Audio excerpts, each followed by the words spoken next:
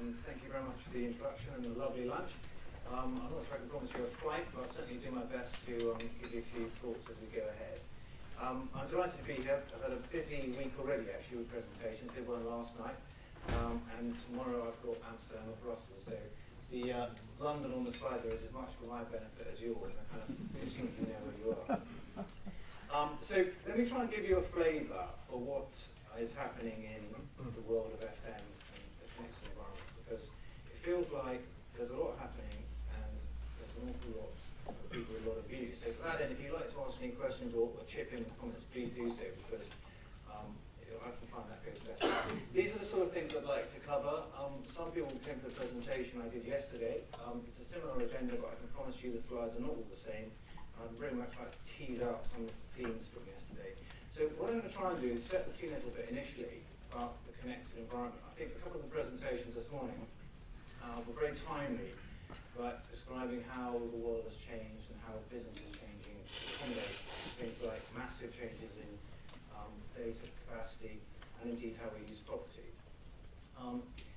A little bit about the term strategic FM. This is a term which we coined in the RICS, and in my view, what's happening in strategic FM world is you're seeing the emergence of a new profession. People who are actually operating the FM world, but at very much professional services. They're adding value rather than just doing the delivery of services. A bit about the RICS and a bit about the document that we let go yesterday, or released.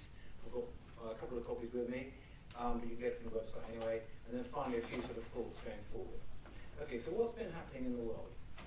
Well, I know people have seen this slide before, but I kind of like it because it reminds you of what things were like. I mean, it wasn't that long ago when 2008, Lehman's happened, everything went pop.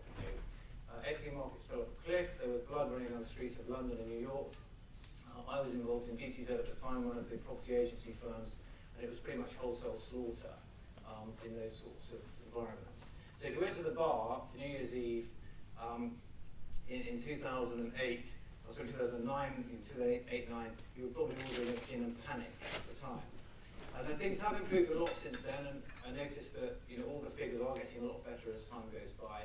But we've certainly been through a rough ride, and indeed Keith, in the first presentation today, indicated we've got 10 or 15 years of pretty hard labour ahead of us, but hopefully in an upward trajectory. So, why am I saying all this? Well, in my mind, what's happened, particularly in that middle zone of 2010, 2011, and probably 2012 as well, there was a massive focus on what do we do with our business, because people were trying to stay alive. People were trying to keep their businesses alive and protect the core assets. Now, probably most businesses, particularly professional services ones, overexpanded. I was indeed there, we massively overexpanded, without a doubt, and you all know the story there. And so people then started to recognise that actually, after the staff costs, property was probably their single largest cost, and in some cases their single largest asset, in others their single largest liability. And let's not forget that RBS is sitting on something crazy like about 3 billion of loans, which is still underwater, and will remain so until such time as the market gradually recovers. So what's it meant though for the FM world? Well, the FM world has had to work within all of this, and for many years I think people have been saying, well, just take off 10% or take off 5%. Don't bother me with the detail, just reduce the cost. And this process goes on and on and on until you get to the point where you can't take off any more costs, and you go to the FD or the CEO, you say, well, okay, which building should we close next then? Which floor would you like me to take out? So I can't take any more cost out. And so we've got to start thinking about adding value. And I think that's where this connection between FM and the connected world starts to take place.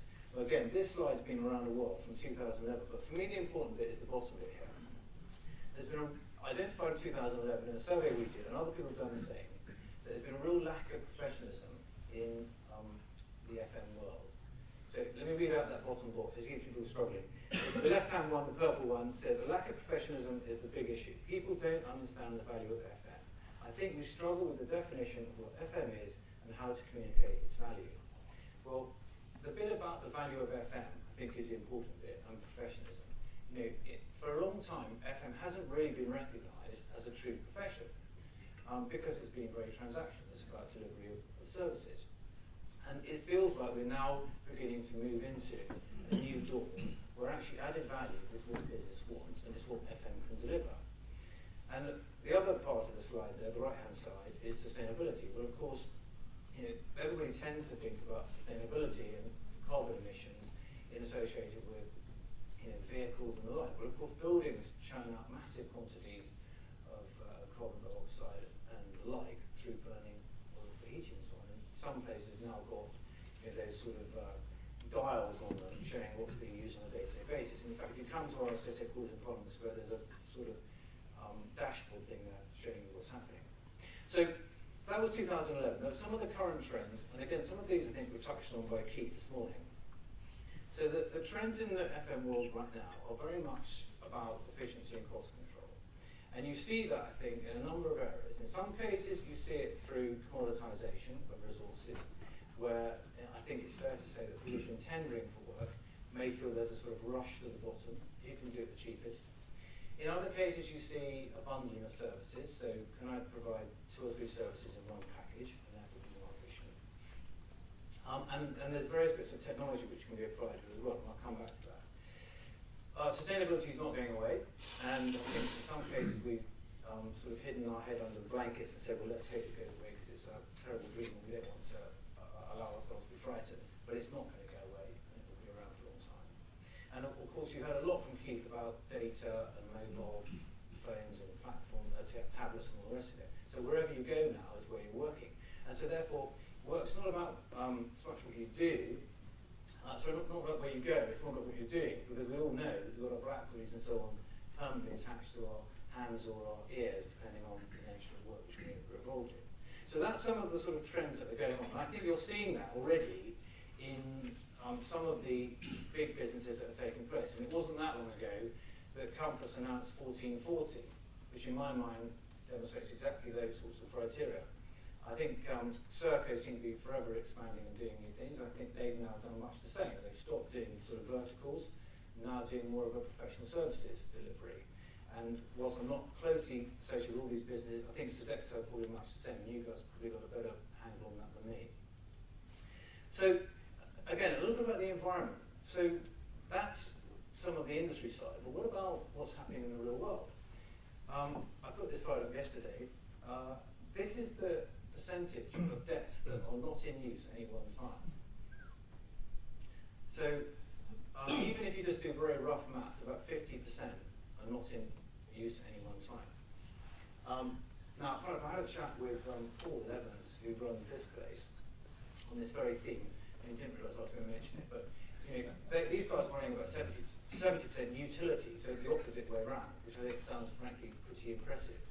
But this is a major challenge for anybody, because if you're only actually manning 50% of your desks, that can't be efficient, and it can't be a good way of doing business.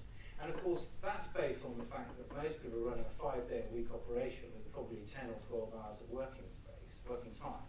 So the numbers get worse and worse as you really start to drill into it. So what does it mean? Well, in my mind, it's not so much about the desk space, it's actually about the people. And again, I think Keith intimated this in his presentation. Concentrate on the left-hand side of the screen there, where the text is. So if half of every workplace is empty, the time has come to focus on people, so we can create environments that enhance their performance and well-being. Now, that is not traditional FM. That is not delivery of services. That is about creating an environment where people feel more powerful, more engaged, and more able to deliver.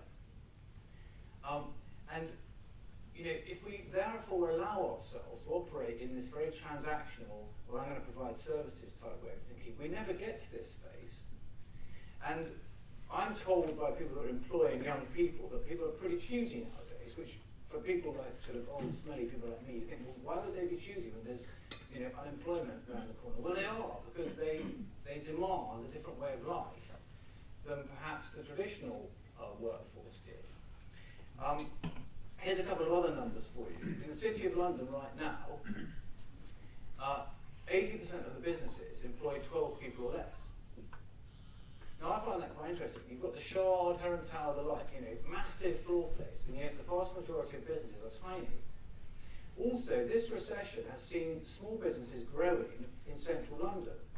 Traditionally, businesses would start in some horrible business park where it was cheap and nasty, and you grew there, and then you came into the conurbation. But why do people do that now?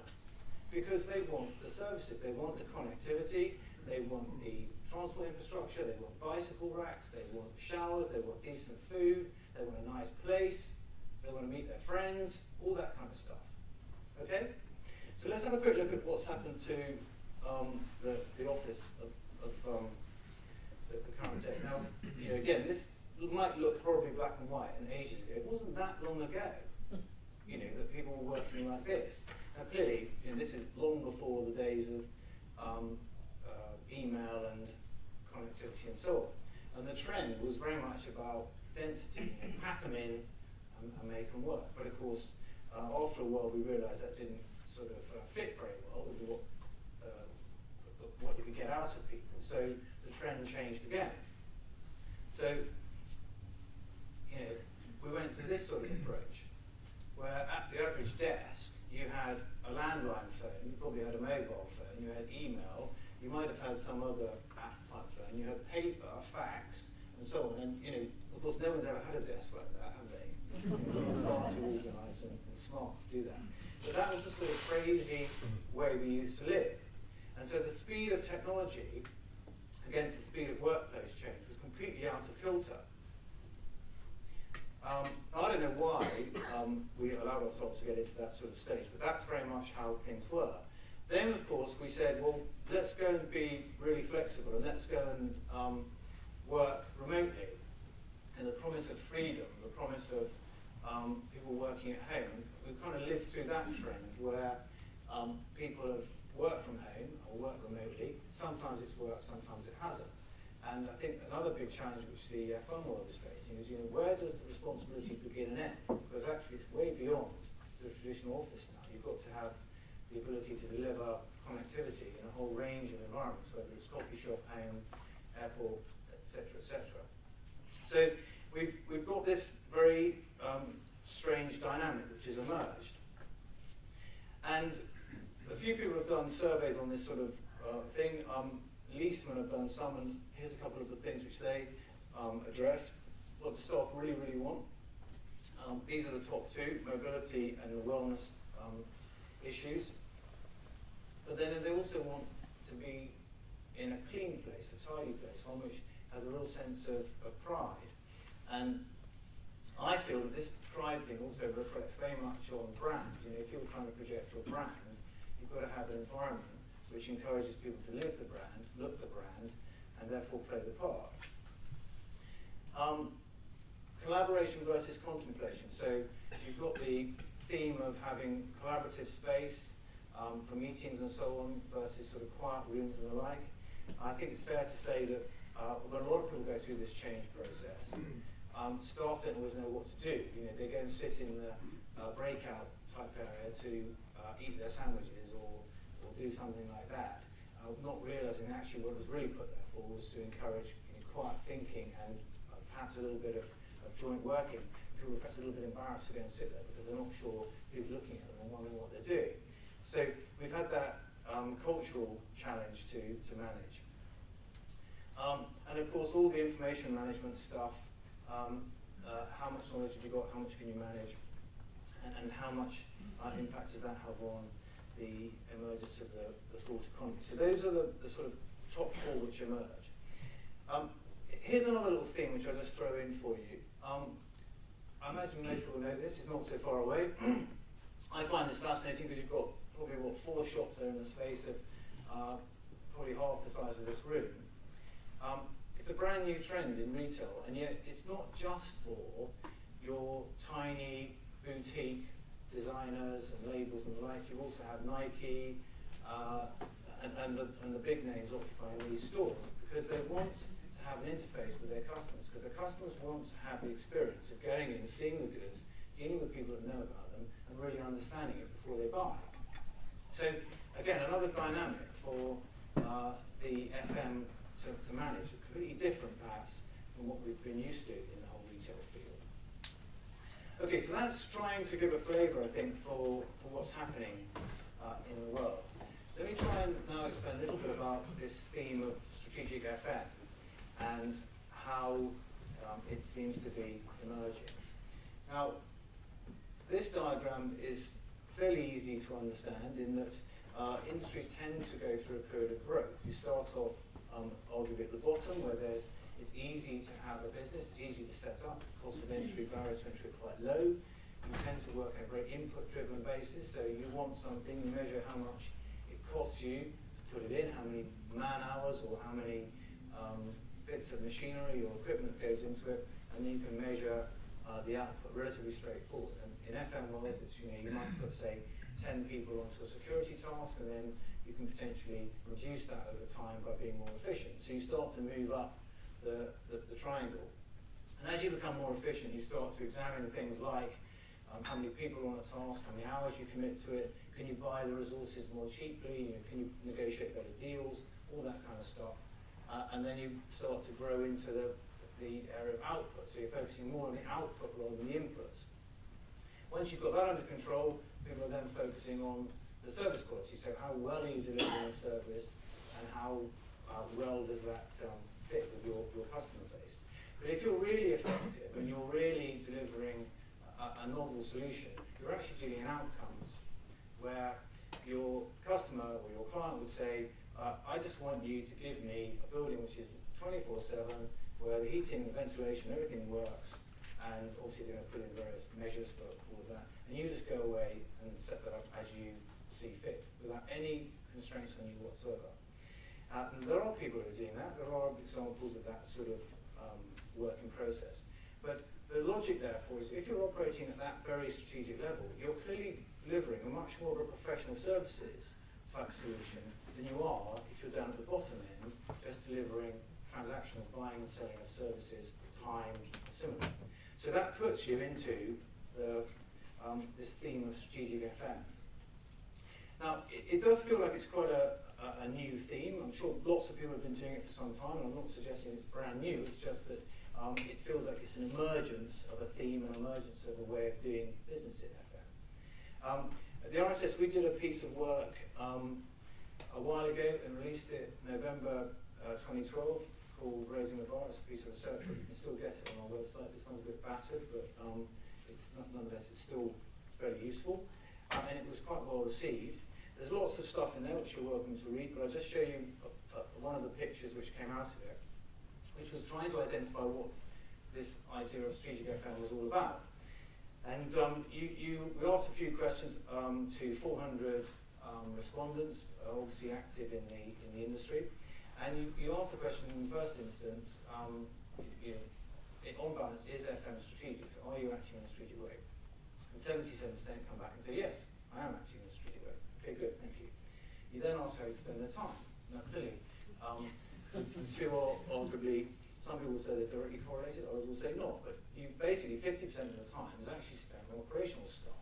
So firefighting, the sort of things which you will be very familiar with, whether it's like Paul said earlier, the power failure goes off, so suddenly everybody goes to solve that, or whether it's the heating's too hot or too cold, or the security guy doesn't turn up, or the door gets blocked, or some other combination of events.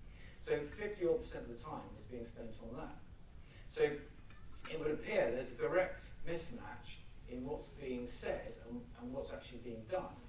And so therefore, probably the industry is not being taken seriously because people are expecting that operational stuff to dominate. And that doesn't feel like it's quite right. So that's a very quick burst on the strategic FM idea. And I'll be very keen to explore that a little later. I'm going to try and explain a bit about our guidance note, which we released yesterday as well. So the next bit then is about the RICS. Well, the RICS is quite a big organisation. It's been around for a long time. Across the world, we've got something like 160,000 members. Obviously, the numbers go up and down all the time. Traditionally very UK-based, headquarters in Parliament Square, and about 75% of members currently in the UK. But that balance is shifting, and our prediction is that it will go to 50-50, so 50% in the UK, 50% outside UK within the next few years. And a lot of growth from places where you would expect the growth markets, which again was said earlier today. So you can see that on the slide there's quite a lot of growth in China right now.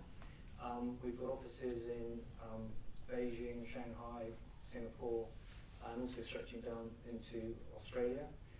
So that's very encouraging and lots of growth there. The President was briefing to the Hong Kong General Chamber of Commerce only yesterday.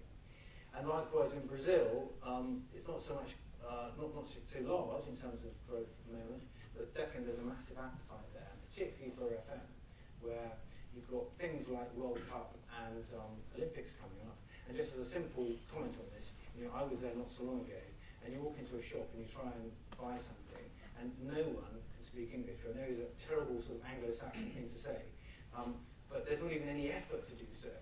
And this is a country which is hosting the Olympics in not too distant future. So how on earth are they going to manage that customer service, which is a huge play for all of that customer service and FM industry. So the RSS is quite large. We've traditionally been very much in the property space. And a lot of people say, well, why is RSS getting involved in this sort of thing? And why is RSS growing internationally? Well, partly because the markets have been telling us to do so. There's a real need for greater collaboration. I'm just going to draw your attention to something which is very much alive in RSS circles right now, and that is arguably nothing to do with the theme of connected environment, although on the other hand could be everything to do with it, in that we're now working on a project called International Property Measurement Standards. And you may find it surprising to know that across the world there are literally dozens of different systems of measuring property space. A lot of people use the traditional RICS code of measuring practice. The BOMA standard is quite well used, as is GIF across Europe, but essentially there are lots of different variations. And it means that there is huge confusion about the amount of space you get in a property. And I'll just tell you a little anecdote. It wasn't that long ago, we did a presentation in the city. There was an American investment banker there, and in the question and answer session, he said, let me tell you a little story about what happened to me when I was trying to make an investment transaction for a property in Italy. He was on the phone to the agent in Italy, and the conversation went sort of along the lines of, okay, so how big is the asset? And the agent replied, how big do you want it to be? So you can almost literally make up a number as you go along, which seems absolutely bonkers, because 10,000 square meters in one place is not 10,000 square meters in another. And so when you look at things like yields, why is it that London yields are so low? Why is it that it's so expensive to buy a property in London? Well, because the market's pretty transparent, and because you know what you're getting. But you go outside of a transparent market, and suddenly the yields go off the curve. So this initiative is designed to bring together a group of people, group of organisations, to start to address this question of measurement. It's 22 professional bodies. RSS is not one of them, so we're by no means the leader in this. They're all not-for-profit, and they've all got a public interest mandate to try and address this question of international property measurement standards. And the intention is that there will be a draft ready for consultation in January, which will last 3 months, and then the office stands will be ready in June next year. And people are obviously very welcome to comment on all that process. So if we're making progress there, there's a direct impact on FM, because clearly measurement and FM are very much go hand in hand. And I think that will be, hopefully, an important initiative. It's also, I think, a demonstration of the collaborative nature that RSS is trying to follow. These groups have been involved in the production of the RSS Global Strategic FM Guidance Note, which we launched last night. Range of bodies from around the world. ABRAFAC on the top right of the screen there, you may not be familiar with, that's the Brazilian FM Association. Obviously Hong Kong Institute of Housing, that's not difficult to work out. And EuroFM in the middle of the screen is essentially an umbrella organisation in Europe for FM bodies. So it might include, for example, the Norwegian FM Association, the Dutch, and so on. And they're all got involved in this initiative. So I think that's really encouraging. It demonstrates collaboration. It also demonstrates recognition. We need to get recognition for the FM profession, because if we don't, then we're going to continue to languish in the area of transactional services and not what we want to be, or what we ought to be, of adding value. So a couple of things of what RSS is doing. Working internationally with members and stakeholders. The stakeholder group is very broad. You can see the sort of things that we are getting up to. I put in the last one at the last minute there, the kinetic organisation, because I thought it was a neat link with what had gone before, because arguably, the world isn't as neatly structured as we would like to think, and it feels like there's lots of opportunities for connectivity and doing things better. And so you might be saying, well, why does the RSC do all of this? Why can they be bothered? Well, essentially because we've got a public interest mandate. We have to act in the public interest. We're not a lobby group. We're not representing one particular industry body. And I sort of simply describe the role of the RICS as actually to oil the wheels of industry. So we're there to make things work a bit better. Now, obviously we don't get it right every time, but it does feel like in the case of FM, there's a real need for this industry to be recognised at a higher level for doing things which really add value to business. So that's a quick burst on what's happening in RICS. We seem to be keeping this time quite nicely. Let me now turn to the Strategic FM guidance note. I brought one with me. It's brand new. It's released yesterday. You can get it on the website if you wish. I haven't got enough copies to give to everybody, so I'm happy to let you have a look at it, but please, I'd rather not nick it. I'd rather not let you nick it. And let me try and explain a little bit about what that document serves to do. There's a giveaway in the name. It is guidance. It's intended to help the industry, both parts of the industry, arguably both the supply side and those that are on the receiving end of FM. And some of the themes that come out of this guidance note are, what does it mean to be strategic in the delivery of FM? Well, if you're operating at strategic level, you tend to find that businesses and people that are doing this are very closely aligned. So FM is lined up with IT, is lined up with HR, is lined up with the actual business that's underneath it, and so on. So you've got a real synergistic effect taking place, rather than what was described earlier about the kinetic organisation of the old-fashioned sort of silo mentality of I'm in this group, therefore I need to do this. And there are businesses and organisations around who are doing that very, very successfully. Also, that the design and strategy are making a meaningful difference. So, again, I mentioned about brand. If your facilities execution, design, and strategy, and so on is well done, you are making a difference to the brand, the way people behave, the way the brand is projected, and the way the whole business operates. And you can see that. It's not rocket science. You can walk around and see businesses where their brand is projected through the face of the building they occupy and the service that they deliver. And then, going back to the pie chart, that the FM head is actually spending more than 50% of his time on the strategy side. Here's a couple of diagrams that are in the document. This is just to show that some of the Harvard type logic is used. So you've got that feedback loop, which is encouraged. Easy to say, harder to do. And one of the other diagrams, which is in the book, to try to show that if you're going to end up with a coordinated plan, a strategy, you've got to put in all elements of the organisation to be part of that. And again, this is easy to say, but in some organisations where you've got literally hundreds or even thousands of assets, it's quite difficult to work that out. But it may be it's just a simple categorisation.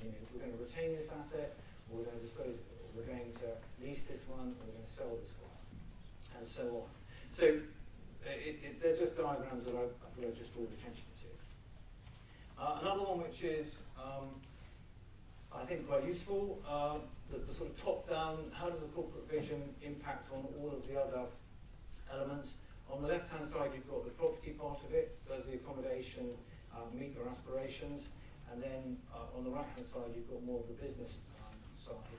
Am I matching the accommodation and facilities delivery to the purpose and aims of the business? I wasn't planning on spending a lot of time on that. I'm sure there'll be some questions to follow. So it's coming to towards the end of all of this. So what does it all mean? Let's try and bring it together a little bit. Now, this idea of connected organisation, it was mentioned previously. Keith Saxon mentioned various things in his presentation. I wrote down a couple of quotes like, growth in the growth markets, risk is everything, and customer-driven industry. So just look at this diagram, or this photo, I should say.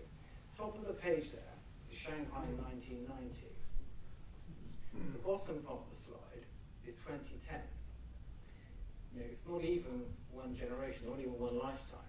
And you've gone from what was essentially a pretty rural or certainly suburban type environment to what is an absolutely massive city with 20 million or more people in it. And there's quite a few of these in China, by the way. And so the scale is phenomenal, the growth is phenomenal, and the requirement to deliver FM solutions within that is clearly a massive challenge. And so have we managed to make that connection in this incredibly connected world? It seems to me that the pace has gone so fast that it's going to be really hard to make that all work. So what does it mean then? How does the FM leader act differently to make the FM more valued and more strategic? That's the question which I think we all need to be addressing. A little diagram to try to bring things into context. I won't quiz you on this one. It's not that difficult to work out the top bit, but the bottom bit might be a little more testing. Top bit is obviously the FM blade on the left and the building, the people in the middle doing the work, and the sales side. Property people sales. If you're in London, based on National Audit Office numbers, the running cost for one person is about £50,000. The sales guy, sales director, will probably want a multiple of about 5 on that, so that's 250,000. But your property contribution is probably only about 10,000 of total cost. And the FM part of it is smaller again, because when you take out things like fixed costs, so your rent, rates, things you can't really change, which is about 60% of that 10,000, you're down to a very small number to manage. So going back to my earlier comments about let's just slice into the cost, there isn't actually much cost to slice into. It'd be much better to stop worrying about the cost and start concentrating on the added value. What everybody wants is the number on the right to be bigger and the relationship between those numbers to be better. So some of the things that we see emerging for the sort of people that are doing this work. Now, there's lots of people involved in the FM profession. Some are RSS members, some are not, and lots of people who are not RSS members are doing very good work. So it's not intended to be you have to do these things to be an RSS member, or indeed if you're an RSS member you're naturally doing them and you're not doing them if you're not a member. But these are the sort of things that we see emerging for the delivery of that strategic FM service. These are the people who are actively engaged in the business. They understand the business, they understand the relationship between the business and the property. They're a true business partner, therefore. They're not involved in the transactional side, just delivering services. They're delivering proper client relationship management, where their client is the business itself, in the same way that people that are externally facing are dealing with clients from other businesses. They've got to deal in added value and not just the cost, and they've also got to play for the longer term, which is, again, sometimes a little counterintuitive. But those are the sort of things that we see important. So coming to the end, what next? Well, there's lots of philosophical questions we could address now. But the work which we're involved in RSS, I've mentioned the Global Strategic FM Guidance Note, which you're welcome to download for free from the website. We've got a second edition of Raising the Bar coming out in January, which is intended to move that discussion on over how FM can add value. We've got some case studies being done, which is intended to be a demonstration of reality. So lots of businesses are doing good things. Can we actually bring them to the fore and give people some really hard facts and examples to hang their hat on? International Property Measurement Standards, I mentioned earlier that that's going to be released in June next year, and I think the linkage between that and all parts of the property industry is going to be very significant, and hopefully will provide some glue to make all of the property industry work a little more smoothly across borders. We're working on the recognition of the FM profession. In the next couple of weeks, we're going to be making a few press releases, generally trying to engage with people to raise recognition of the FM profession, particularly outside the FM industry. So if you'd like to get involved in that, we'd like to engage with us, please don't hesitate to contact me through either email, LinkedIn, whatever source of media contact is good for you. We're very happy to have people getting involved and indeed to take comments. And then a couple of conferences that are coming up. The most probably one is 13th of November, and the BIM conference next year in February, where BIM is going to be linked very closely to FM, and hopefully that will demonstrate what's happening. So those are the sort of themes that are going on. I hope that gives you a little bit of food for thought and a few ideas about what we're progressing in the FM world. Thank you very much.